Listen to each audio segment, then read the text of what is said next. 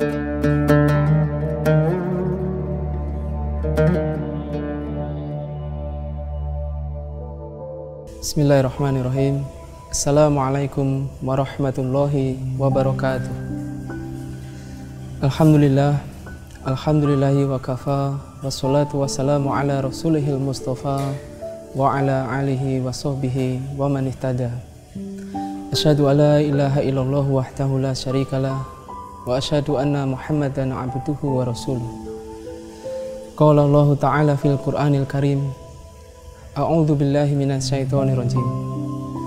Laqad manallahu 'alal mu'minina idz ba'atsa fihim rasulan min anfusihim yatlu 'alaihim ayatihi wa yuzakkihim wa yu'allimuhumul kitaba wal hikmah wa in kanu min qablu lafi dhalalin mubin.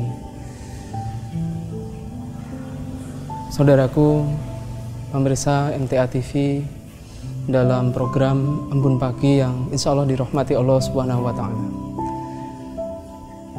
marilah kita sejenak menundukkan kepala kita untuk merenung dan berpikir sebagai wujud rasa syukur kita kepada Allah Subhanahu wa Ta'ala, sejauh mana, sedalam apa Al-Quran telah menjadi pedoman hidup kita.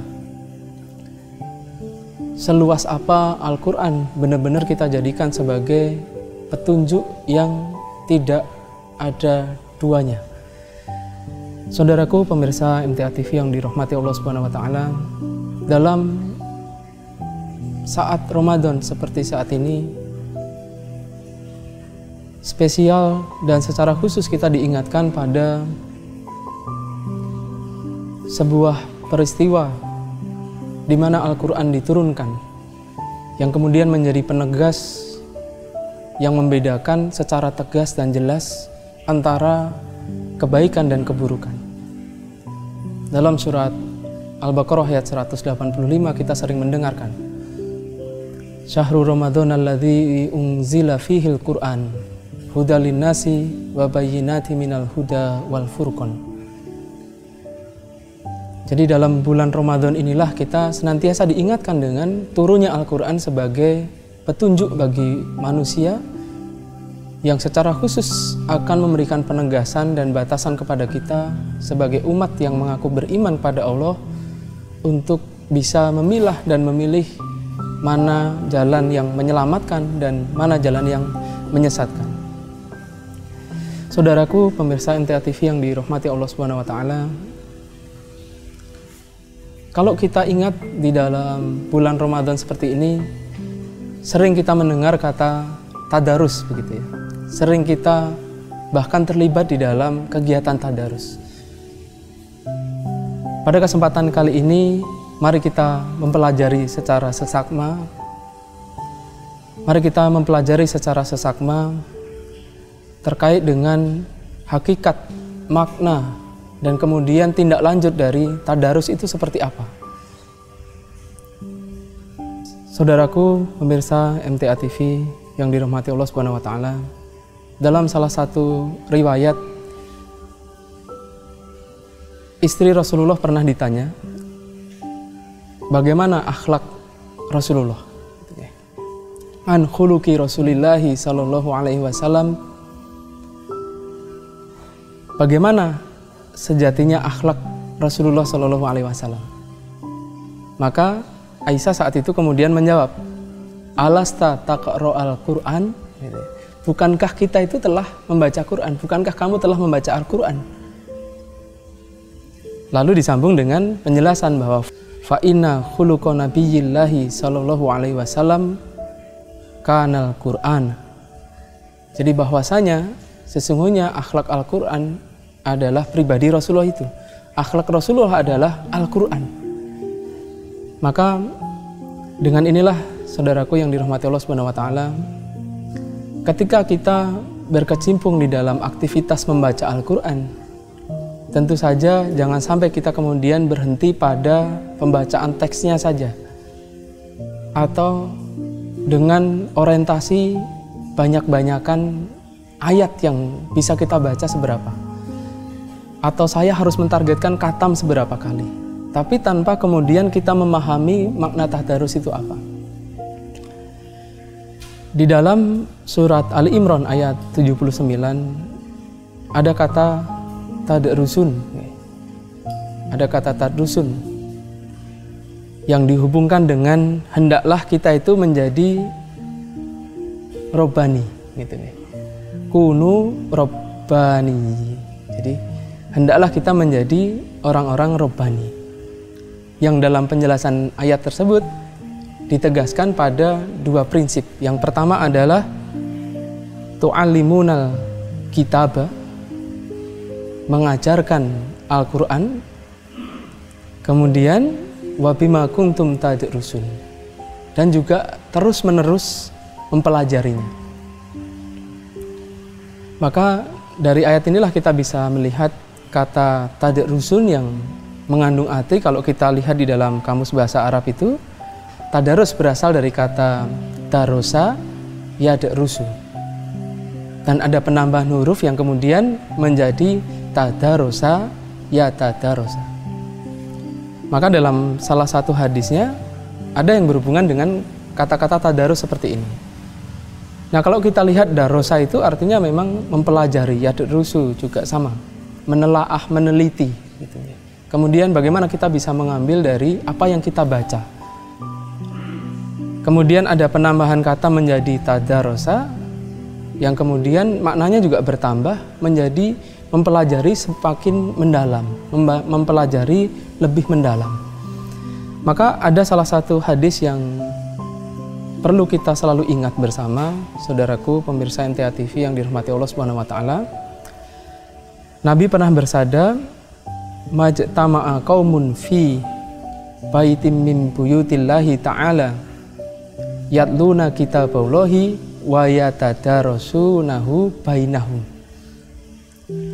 Jadi tidaklah sebuah kaum berkumpul, ada sebuah kebersamaan di dalam rumah di antara rumah-rumah Allah Ta'ala, dan di situ dilakukan aktivitas membaca kitab Allah, kemudian mempelajari, di antara dalam kebersamaan itu mempelajari bersama, maka illa nazalat alaihimus sakinah, illa nazalat alaihimus sakinah, maka melainkan akan turun kepada orang-orang tersebut ketenangan.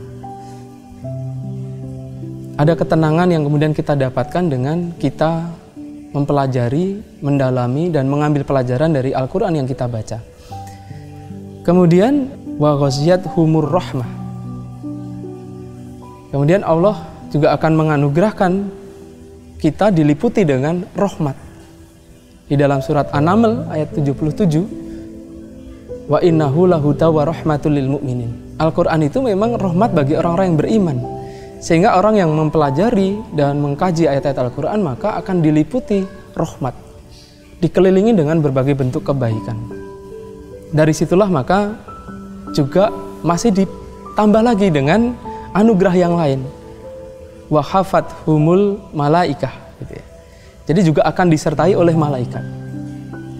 Saudaraku yang dirahmati Allah, pemirsa MTA TV, kalau kita dibersamai malaikat maka ada motivasi yang kalau kita hubungkan dengan surat Fusilat ayat 30-31 itu, tatanazzalu alaihimul malaikatu gitu ya. Ada malaikat yang turun kepada kita untuk memberikan motivasi, memberikan stimulasi agar alla takhafu wa la tahzanu gitu ya.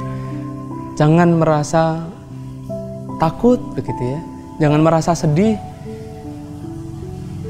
Wa absiru bil jannatil lati kuntum tu'adun gitu kan. Jadi berbahagialah dengan surga yang akan kita dapatkan manakala kita menjalankan hidup ini dengan petunjuk Allah dan Rasulullah.